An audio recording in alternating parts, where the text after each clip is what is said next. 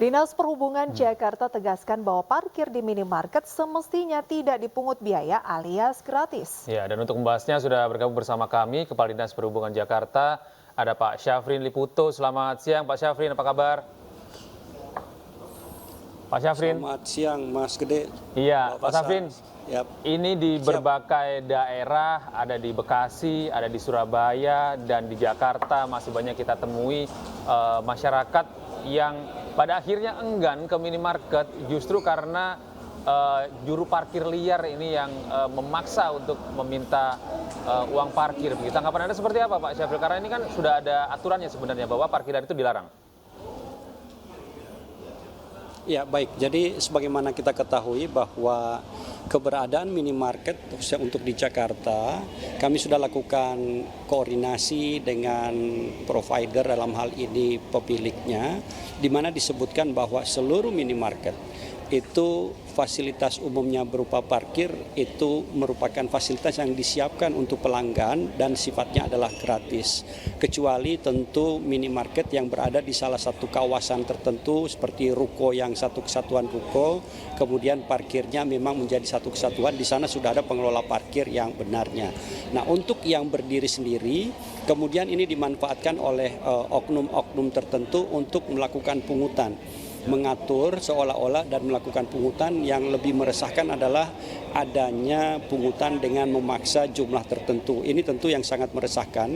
Sebelumnya kami bersama-sama Satpol PP sudah sering melakukan pembinaan terhadap keberadaan juru parkir liar ini, tetapi kemudian sekarang semakin masif kembali, dan oleh sebab itu tentu harus diberikan efek jera kepada para juru parkir liar ini. Demikian Mas Gede. Pak Syafrin, nah ada penolakan tentunya dari juru parkir liar tentang penertiban. Nah solusinya itu seperti apa? Karena mungkin banyak yang mencari sumber pencariannya tuh dari situ dan mungkin sudah cukup lama melakukan hal tersebut. Solusinya bagaimana Pak? Ya, yang pertama harus dipahami adalah bahwa keberadaan lokasi parkir di minimarket ini sudah pasti dia gratis, kecuali dari pengelola menyebutkan bahwa itu berbayar sehingga ada ketentuan-ketentuan tertentu yang harus dipenuhi. Seperti contoh, apabila itu memang pengusahaannya untuk parkir, maka pertama bisa saja itu menjadi satu kesatuan kawasan untuk dipungut pajak parkirnya mereka yang melakukan pengelolaan, atau misalnya itu dikelola terpisah dengan melakukan perizinan dan kerjasama dengan Dinas Perhubungan melalui UP Perparkiran untuk pengelolaannya sambil dilakukan pengurusan perizinan parkirnya. Namun dari pengelola sudah menyebutkan bahwa itu memang fasilitas untuk pelanggan yang akan menuju ke sana. Banyak kami juga menerima laporan bahwa ada masyarakat yang ke lokasi minimarket tertentu, kemudian begitu melihat barang yang akan dibutuhkan tidak tersedia, mereka kembali tetapi kemudian dipungut biaya parkir. Ini yang tentu meresahkan, dan oleh sebab itu kami akan melakukan penertiban. Memang terkait dengan keberadaan juru parkir sebelumnya kami bina. Jadi datangi, kemudian disampaikan tidak ada parkir di sini.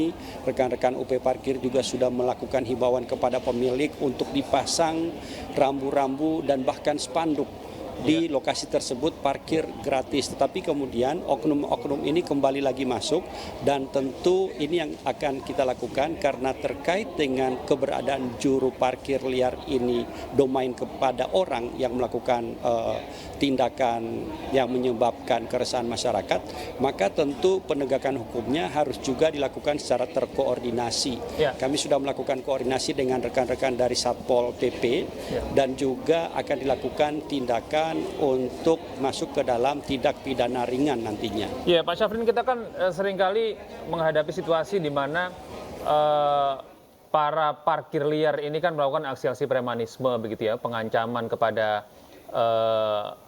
pelanggan atau konsumen gitu kan. Kemudian konflik juga terjadi antara pelaku parkir liar ini dengan pemilik supermarket gitu ya. Ketika ada konflik-konflik seperti ini, kemana kita harus mengadu sebagai konsumen maupun pemilik usaha, Pak?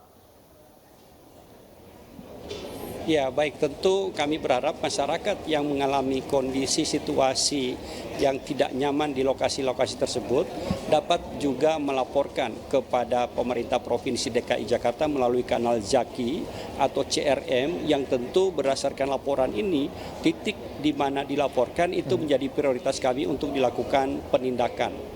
Dan kami berharap tentunya para oknum-oknum yang mungkin saja di backup oleh oknum tertentu, kita harapkan ini mereka bisa ada efek jera, karena nantinya kami akan turun secara terpadu dari Dinas Perhubungan. Di sana ada tim Lintas Jaya bersama-sama dengan kepolisian dan TNI, juga nanti akan ada Satpol PP dan juga rekan-rekan dari pengadilan dan kejaksaan, sehingga di tempat kita bisa melakukan sidang di tempat dengan pola tindak pidana ringannya.